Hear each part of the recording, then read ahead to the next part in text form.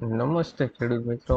ખેડૂત માહિતી કેન્દ્ર ચેનલમાં હાર્દિક સ્વાગત છે. ખેડૂત મિત્રો, આજે આપણે જોવાના છે એસટીએટી મુખ્ય શિક્ષકોના નિયમોને લઈને શિક્ષણ મંત્રીનું મોટું નિવેદન. એસટીએટી મુખ્ય શિક્ષકોના નિયમોને લઈને શિક્ષણ મંત્રીનું મોટું નિવેદન સામે આવ્યું છે. તેમણે કે ગુરુ પૂર્ણિમાના દિવસે એસટીએટી ઉમેદવારોને ભેટ મળશે. તેમાં 21 જુલાઈ ગુરુ પૂર્ણિમાએ નિયમો જાહેર થશે. જે શાળાઓમાં ધોરણ 1 થી 5માં 1500થી વધુ અને ધોરણ 6 થી 8માં 100થી વધુ સંખ્યા હોય તેવી શાળાઓમાં 2 એસટીએટી શિક્ષકની જોગવાઈ કરવામાં આવે છે. ગુજરાતમાં ચાંદીપુરા વાયરસની હાહાકાર. ગુજરાતમાં ચાંદીપુરા વાયરસ સતત માથું ઉંચકી રહ્યો છે. સામાન્ય રીતે 14 વર્ષની ઉંમર સુધીના બાળકોને થતા ચાંદીપુરાના કુલ શંકાસ્પદ કેસનો આંકડા આજે 27 થઈ ગયા છે, જ્યારે 5 બાળકોના મોત થયા છે. આ સાથે જ રાજ્યમાં છેલ્લા 5 દિવસમાં ચાંદીપુરાથી મૃત્યુ પામનારના આંક વધીને 15 થઈ ગયો હતો. 15 મૃતકોમાંથી 14 ગુજરાતના છે અને એક દર્દી રાજસ્થાનના ઉદયપુરનું છે. 24 કલાકમાં 42 તાલુકામાં વરસાદ. ગુજરાતમાં વરસાદી સિસ્ટમ નબળી પડતી હોય એવું લાગી રહ્યું છે, કારણ કે છેલ્લા 24 કલાકમાં ગુજરાતમાં માત્ર 42 તાલુકામાં જ વરસાદ નોંધાયો છે. એમ પણ કચ્છના લખપતમાં પણ 1 ઇંચ વરસાદ નોંધાયો છે, જ્યારે 4 તાલુકામાં અડધો ઇંચ વરસાદ નોંધાયો છે. આઈટીઆર ફાઇલ કરી દો, નહીંતર થશે 5000 દંડ. જો તમે હજુ સુધી આઈટીઆર ફાઇલ કર્યું નથી તો જલ્દી રિટર્ન ફાઇલ કરી દો, કારણ કે 31 જુલાઈ 2024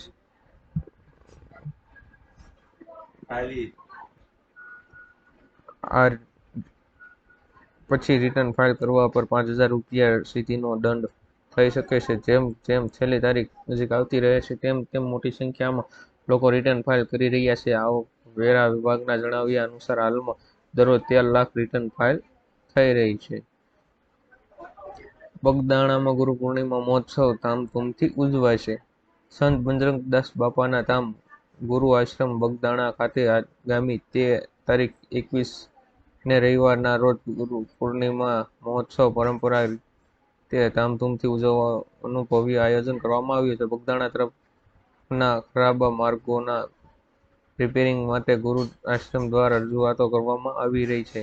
ગુરુ પૂર્ણિમા મહોત્સવમાં આશરે 1 લાખથી વધારે ભાવિકો શ્રદ્ધાળુઓની વિશેષ ઉપસ્થિતિ રહેશે તેવી પણ ધારણા સાથે આશ્રમના રસોડા વિભાગ સહિતમાં તડામાર તૈયારીઓ ચાલી રહી છે. ઘરમાં 20,000 કિલોના લાડવા પ્રસાદ તૈયાર, તેમજ 5 કિલો ગાંઠિયા, 8 કિલો શાકભાજી,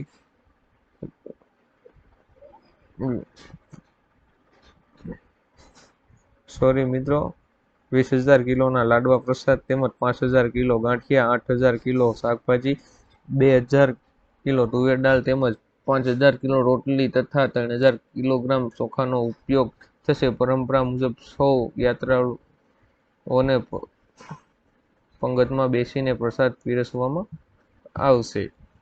રાજ્ય સરકારની કંટ્રોલ નાબૂદ કરવા પર સ્પષ્ટતા.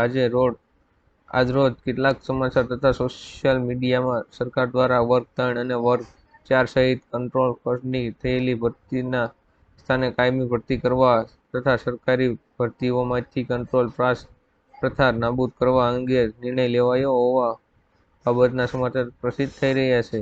સત્યથી વેગળ છે કે સરકાર દ્વારા આ બાબતે કોઈ નિર્ણય લેવામાં આવ્યો નથી કે આ અંગે કોઈ સૂચના આપવામાં આવી નથી. આ અંગેની સરકારની હાલની નીતિ યથાવત છે.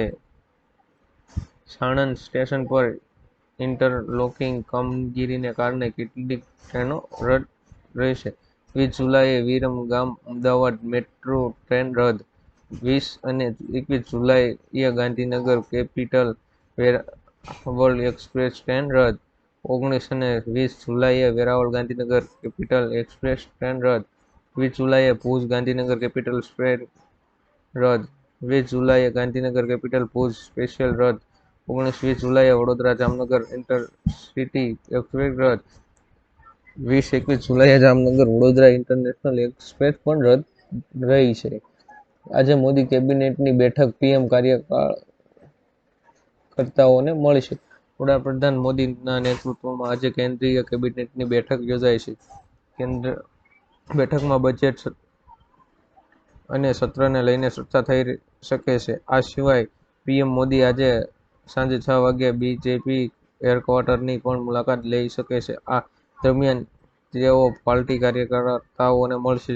યુપીમાં ચાલી રહેલ રાજકીય ખેંચતાણ વચ્ચે વડાપ્રધાનની કાર્યકર્તા સામેની મુલાકાત પણ મહત્વની રહેશે.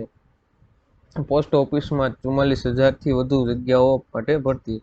સરકારી નોકરીની શોધ કરી રહેલા ઉમેદવારો માટે સારી તક આવી છે. ભારતીય પોસ્ટ ગ્રામીણ ડાક સેવા ગ્રુપ ડીની 44,228 જગ્યાઓ માટે અરજીઓ બહાર પાડી છે. રસ ધરાવતા અને લાયકાત ઉમેદવારો અધિકૃત website Indian post TGDS online CEPT.gov.in પર જઈને અરજી કરી શકે છે. આ અરજી પ્રક્રિયાની છેલ્લી તારીખ 5 ઓગસ્ટ છે. નવોદય વિદ્યાલયમાં પ્રવેશ માટે રજીસ્ટ્રેશન શરૂ. એનવીએસના ધોરણ 6માં પ્રવેશ માટે રજીસ્ટ્રેશન શરૂ થઈ ચૂક્યા છે. જો ઉમેદવારો નવોદય વિદ્યાલય સમિતિની આ પ્રવેશ પ્રક્રિયા દ્વારા એનવીએસ શાળાઓમાં પ્રવેશ લેવા માંગતા હોય તેઓ તેમના માતા-પિતાની મદદથી ફોર્મ ભરી શકે છે.